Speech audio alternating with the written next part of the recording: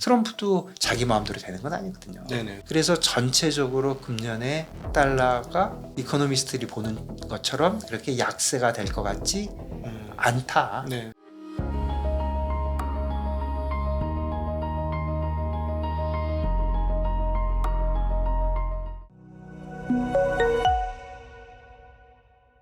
안녕하십니까. 증시각도TV 시청자 여러분, 투자자 여러분, 반갑습니다. 드디어 모셨습니다. 우리 전 리만브러더스 한국 대표 김준성 대표님 모셨습니다. 대표님 어서 오십시오. 안녕하세요. 네, 최근에 이제 아주 환율이 엊그저께 금통위가 금리 동결을 했는데, 사실 동결에 대해서는 별로 관심이 없었고, 사람들이 기자들 질의응답 보니까 거의 이번 금통위 한 파라는 환율이었다라고 볼 수 있는데, 일단 먼저 이제 환율 얘기하려면 근원적인 배경 상황들을 좀 설명을 해야 되니까, 지난 주말에 미국에서 케빈 해시시 안 되는 거 아니냐 하는 논란과 함께 10년물 국채금리가 갑자기 팍 튀었어요. 네. 4.2를 돌파해버렸습니다. 예. 그러면서 달러도 이제 99 네. 달러 지수도 네. 좀 올라갔고, 네. 그럼에도 불구하고 계속 트럼프는 달러 약세를 의도했고, 네. 지금 취임 이후로 계속 달러가 떨어졌잖아요. 네. 어떻게 보십니까? 글쎄요, 달러 약세가 은근히 된 겁니다. 네네. 트럼프 처음에 됐을 때 110까지 갔었거든요. 그쵸. 그랬다가 네. 95, 6까지 가다가 다들 90 밑으로 내려갈 거라고 얘기했지만 사실 잘 안 되고 있는 거고. 네네. 사실 최근에는 굉장히 안정적이었습니다. 98, 99에서 네. 안정적이었는데 그럼에도 불구하고 달러가 그렇게 쉽게 안 빠지는 거죠. 예. 사실 이코노미스트들은 올해도 다 달러 약세라고 다 얘기하고 있습니다. 그렇죠. 네, 그런데 이코노미스트들이 보는 그 달러를 밸류에이션, 그것도 네네. 밸류에이션 비슷하게 이코노미스트를 하는데 네. 거기에 항상 자본의 움직임도 많이 들어있는데 저는 개인적으로 그러니까 크게 보면은 밸류에이션이 자본의 움직임과 실물의 움직임인데 자본의 움직임에 대해서 아무래도 좀 과소평가되고 있는 거 아니냐.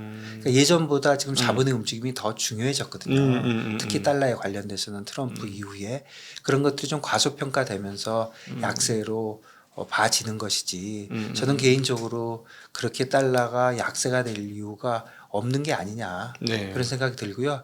말씀해 주신 대로 주말에 그런 연준 의장 관련된 얘기가 나오면서 4.2% 이상으로 올랐는데 사실 유로 달러나 달러 옌 이런 선진국 통화와의 관계, 네. 그러니까 쉽게 얘기한 글로벌 달러의 움직임은 굉장히 이자율에 민감합니다. 네네. 그래서 결국은 달러의 이자율이 오르고 내리면 실제로는 이자율 차이에 민감한 건데 네. 그거보다도 단순하게 생각하면 미국 이자율이 좀 오르면 달러가 강세가 되고 내리면 약세가 됩니다.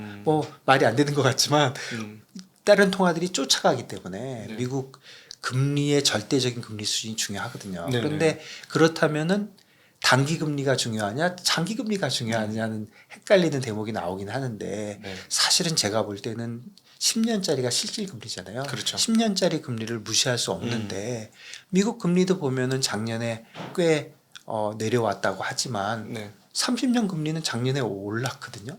그리고 10년 금리 잘 안 내려오거든요. 그래서 네, 10년 맞아요. 금리가 4.1에서 4.2에 진짜 오랫동안 있는데 여기서 계속 있을 것 같지는 않고 한 방향으로는 가긴 갈 텐데 네. 간다면 저는 오히려 위쪽이 아닌가.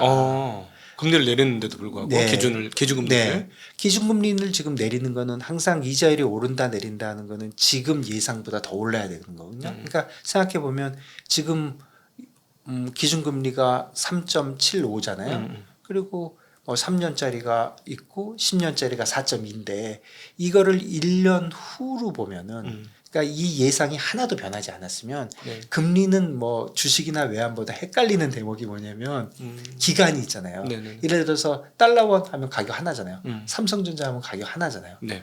그런데 엔화 이자율 그럼 여러 개잖아요. 네네. 1년짜리, 10년짜리. 그러니까 지금 금리는 일드 커브를 봐야 되는데 네. 수익률 곡선이 지금 이렇게 돼 있는 게 1년 후에는 지금 프라이싱이 어떻게 되느냐 볼 수가 있겠죠. 포워드 네. 커브 같은 게 있으니까 생각해 보면 1년 지금이 아니라 1년 후로 생각을 해볼게요. 1년 후에 기준금리 얼마입니까?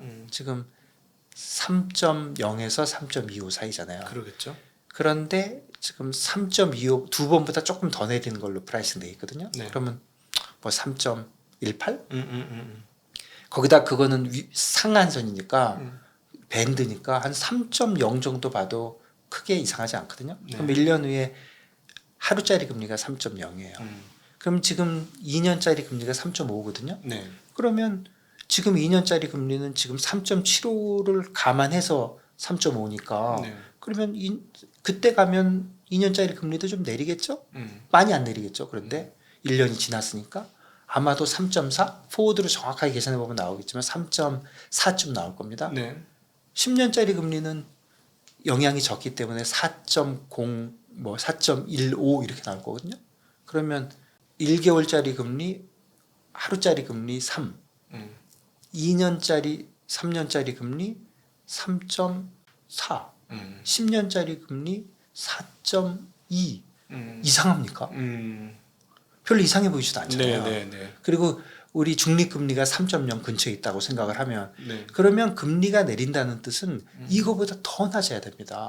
그렇죠. 그러니까 중립금리보다 내려가야 네, 된다는 이제 얘기죠. 내려와야 되거든요. 그러니까 금리가 내려가려면 3.0짜리 기준금리가 2.5가 돼야 돼요. 네. 뭔가 큰일이 있지 않으면 그렇게 될까요? 그래서 금리가 내년에 내린다고 하지만 지금 그 금리라는 거를 현재의 포워드 금리에서 생각해 보면 저는 개인적으로 내려갈 룸이 별로 없다. 네. 네. 그런 생각이 들고요. 음. 두 번째는 특히 장기 금리가 중요하다고 생각하면 장기 금리가 중요한 게 10년짜리 금리가 실질 금리거든요. 그쵸. 실질 금리라는 건 뭐냐면 실제로 경제 주체들에 영향을 주는 거예요. 미국의 회사채는 대개 10년이거든요. 개인들도 뭐 대출받고 뭐 하면 10년짜리가 많아요. 네. 뭐집 사는 거는 30년짜리가 많지만 그렇다면은 10년짜리 금리를 생각해 보면 여기서 어쨌거나 생각을 해보면 지금 인플레이션이 다 잡힌 것도 아니고 그 다음에 미국 재정 적자가 심각하잖아요. 네. 그거는 사실이잖아요. 네. 그런데 어떻게 내려가겠어요? 장기 금리가 네. 그런 생각이 들고 그래서 지금 다음의 방향이 위쪽이라면 4.2에서 다시 4.0이 아니라 4.5 쪽이라면 사실 하루에 0.1 정도 움직이는 거 1도 아니거든요. 옛날에 막 30bp도 움직였는데 최근에 워낙 안 움직이니까 사람들이 좀 거기에 익숙해져서 그렇지 4.5 되면 되는 거거든요. 하루 며칠 사이에. 그러니까 그런 쪽으로 간다 그러면 이쪽 지금 제가 말씀드리는 게 어느 정도 일리가 있다고 생각이 되면 그러면 글로벌 달러는 약세가 되기 상당히 힘든 거죠. 네. 지금 여기서 아까 모두의 자본의 움직임이라는 표현 네. 해주셨어요. 이거 저는 지금 굉장히 중요한 것 같고 사실상 이거 자본의 움직임이 과거와 달라졌다는 얘기고 자본을 들고 있는 그걸 따져보면 자본을 들고 있는 주체도 달라진 것 같다. 그렇죠. 예, 그게 사실은 이번 한국은행에서 이찬영 총재가 뭐 거의 피를 토하는 심정으로 막 얘기를 했으나 마음대로 안 되는 게 자본을 갖고 있는 주체가 예전과 다르다. 그럼요. 한국은행 특히 최근에 결정적으로 금리 인하에 실기했거든요. 네. 그게 이제 근본적인 문제인 것 같고 우선 달러 쪽 그 자본 흐름을 좀 보면은 금년에 달러가 약세화가 될 거라는 가장 큰 이유를 보면 네. 금년뿐 아니라 몇 년 전부터 다 똑같은 얘기인데 미국 기준금리가 코로나 이후에 내려가기 시작하니까 네. 그러니까 주식시장이 좋아질 것이다. 자산시장이 좋아질 것이다. 네. 사실 좋아졌죠. 네. 다 좋아졌잖아요. 이렇게 좋아지면은 그러면 위험자산 선호가 있을 것이다. 그럼 위험자산이라고 하면 미국 주식과 어디 동남아 주식을 보면 동남아 주식이 더 변동성이 크니까 네. 그러니까 동남아 주식을 사야 되는 거 아니냐 이머징 마켓 주식을 그러니까 미국에 있는 달러 자금이 이머징 마켓으로 넘어간다. 네. 그래서 달러가 약세가 될 거라는 게 첫 번째 이유거든요. 네네. 그런데 제 생각에 정말 이런 생각이 드는 거예요. 왜 그러냐면 지금 누가 이머징 마켓이에요. 성장률이 어디가 더 높아요. 미국보다 성장률 높은 나라가 그렇게 많나요? 네네. 그 다음에 이자율도 미국보다 높은 나라가 몇 개 있나요? 그게 첫 번째라서 이 흐름에 문제가 있을 거라고 생각하고 두 번째는 결국은 지금 자본의 흐름보다도 앞으로의 자본의 투자잖아요. 네. 뭐 저보다 훨씬 잘 아시지만 요즘 투자가 다 AI 아닙니까? AI 투자가 일어나면 데이터 센터 같은 거는 뭐 인도나 중국에 좀 생길 수 있지만 그래도 대부분 미국으로 가는 거 아닙니까? 네. AI 투자 가면 그러면 AI 투자가 대세고 거기에 엄청난 금액이 지금 KPX로 들어가고 있는데 그게 미국으로 가는데 어떻게 자금이 미국에서 나오겠습니까? 그래서 저는 기본적으로 자본의 움직임도 미국에서 나가는 것보다 미국으로 들어갈 것이다. 네. 이런 상황인데 달러가 약세가 될까? 그런 생각이 들고요. 물론 트럼프 말씀하셨는데 트럼프는 뭐 달러가 약세가 되는 게 뭐 이런저런 이유로 좋은 이유는 몇 개 있겠지만 트럼프도 자기 마음대로 되는 건 아니거든요. 네네, 그렇죠. 그래서 그리고 또 미국이 달러가 그렇게 약세화되는 게 진짜 트럼프한테 필요한지도 솔직히 잘 모르겠고 그래서 전체적으로 금년에 달러가 이코노미스트들이 보는 것처럼 그렇게 약세가 될 것 같지 않다. 네. 그게 제 생각입니다. 그러니까 저는 이 자본의 움직임에서 이제 개인들의 움직임이 과거에는 안 보였었는데 좀 포착이 되고 있는 거 아닌가 하는 생각이 많이 듭니다. 특히 국내를 보면 더욱 그렇죠. 더 예전에 국내에서 뭐 개인들이 해외 투자했나요? 별로 안 했죠.